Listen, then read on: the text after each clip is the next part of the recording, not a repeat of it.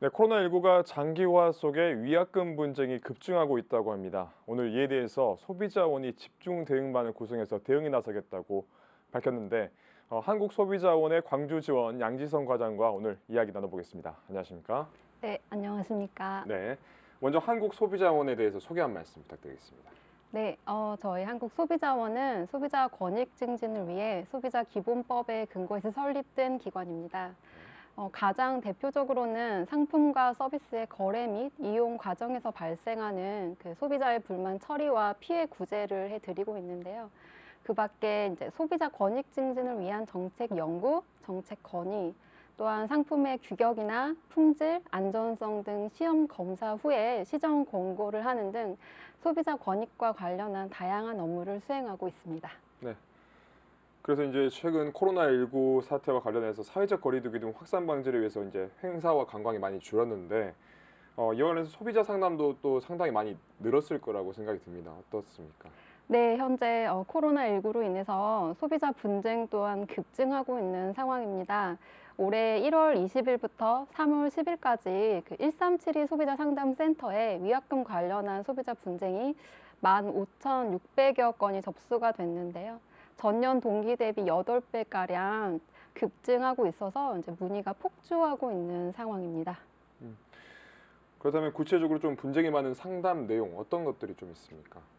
네, 아무래도 그 국경 간 이동하는 과정에서 그 여행과 관련한 문의가 가장 많았습니다. 네. 패키지 여행 등 국외 여행을 계약 해제를 요청하시는 상담이 1순위로 가장 많았고, 또한 이제 국내외 항공을 불문하고 구입한 항공권의 취소를 요청하시는 경우가 많았습니다. 네. 또한 사회적 거리두기 등으로 인해서 각종 행사, 연회 모임이 이제 취소되면서 돌잔치와 같은 음식 서비스 또 예식 서비스업과 관련한 소비자 분쟁이 많이 접수됐습니다. 음. 그렇다면 광주 전남 지역만의 좀 소비자 상담 내용 어떤 좀 특이사항이 있을까요? 네, 앞서 광주 전남 지역도 앞서 말씀드린 국내 동향과 크게 다르지 않은 추이를 보이고 있습니다. 네. 제가 1월부터 3월 13일까지 그 상담 추이를 살펴보았는데요.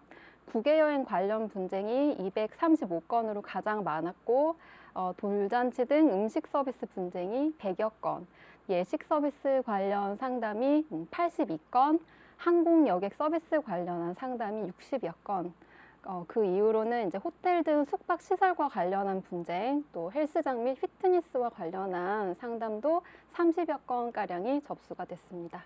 음. 그렇다면 이런 소비자 상담이 들어왔을 때 어떻게 좀 소비자원에서는 해결을 좀 하고 있을까요? 네, 지금 이제 코로나 관련한 분쟁 1월 20일부터 3월 10일까지 그 위약금 관련한 분쟁은 680여 건이 이제 분쟁이 접수가 됐는데요. 이 가운데 330여 건이 처리가 완료됐고요. 나머지 350건은 현재 처리 중에 있습니다. 이 330건 중에서 합의로 종결된 경우는 165건으로 약 50%에 달합니다. 그런데 이 나머지 절반에 대해서는 당사자 간 의견 차이로 인해서 소비자 분쟁위원회 조정 결정을 받으실 수 있도록 하거나 이제 소비자가 직접 법원에 소송을 진행하는 것으로 처리하였습니다. 네, 그렇다면 피해 상담 구체적인 소비자 피해가 발생하는 불만 사유에 대해서 좀 알 수 있을까요? 네, 코로나19는 이제 소비자나 사업자 어느 쪽에서든 아마 예측이 불가능한 상황이었을 텐데요. 네. 이에 따라서 이제 부득이하게 계약을 취소했다라는 것을 이유로 위약금을 면제해달라 또는 사업자 측의 위약금 수준이 지나치게 과다하다는 이유로 이제 네. 감면을 요구하는 내용 등이 많았습니다. 그러면 소비자 분쟁을 해결하면 좀 어떻게 해야 합니까? 네, 직접 아마 이제 피해를 당하신 경우에는 1372를 통해서 상담 문의를 하시면 됩니다. 1372는 이제 10개의 소비자 단체, 16개의 광역시 지방자치단체, 또 한국소비자원이 참여하는 전국 단위의 통합 상담 처리 시스템인데요. 연결 시 아마 상담 직원이 소비자 피해에 대한 대응 방안을 안내해 주고 있습니다. 그런데 만약 이 상담 단계에서 원만한 해결이 어려울 경우에는 한국소비자원에 피해구제 신청을 하실 수 있는데요. 이때는 계약서 등 주장 내용을 입증하실 수 있는 자료를 제출해 주셔야 합니다. 또한 이 피해 구제 단계에서 해결이 불가능할 경우에 소비자와 사업자 간의 분쟁에 대해서 소비자 분쟁 조정위원회를 통해서 분쟁 조정을 받으실 수 있습니다. 그렇다면 또 위약금 문제 빼놓을 수 없을 것 같습니다.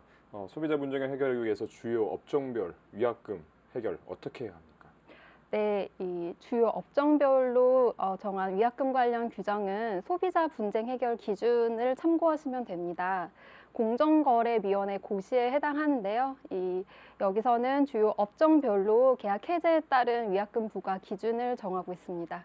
그런데 이 소비자 분쟁 해결 기준은 소비자 기본법에 따라서 당사자 간 별도의 의사표시가 없는 경우에 한해서 분쟁 해결을 위한 합의 또는 권고의 기준이 되기 때문에 사실 사업자에게 직접 이 어떤 법적 강제력이 있는 것은 아닙니다. 따라서 당사자 간 체결한 계약이나 이제 약관이 별도로 있는 경우에는 그 계약이나 약관의 내용이 소비자 분쟁 해결 기준보다 우선 적용이 됩니다. 따라서 이 사업자와 체결한 계약이나 약관의 내용을 반드시 확인하실 필요가 있습니다. 한 가지 예로 국외 여행을 가실 경우에 패키지 여행을 해지하실 경우에 30일 전에 계약 해제를 요청하실 경우 계약금 환급이 가능한데요.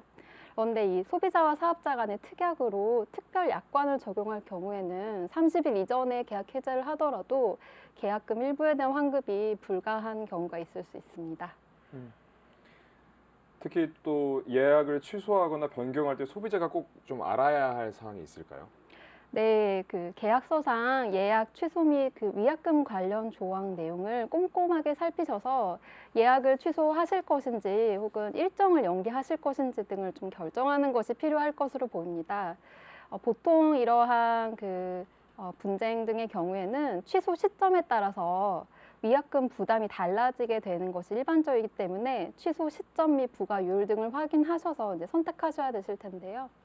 또 한 가지 예를 좀 들어드리면 예식업의 경우에 그 소비자 분쟁 해결 기준에 따르면 90일 전에 계약 해제 시 이제 계약금 환급이 가능하지만 이제 30일 전에 그 계약을 해제하실 경우에는 총 비용 20%를 배상하셔야 배상을 하도록 정하고 있습니다.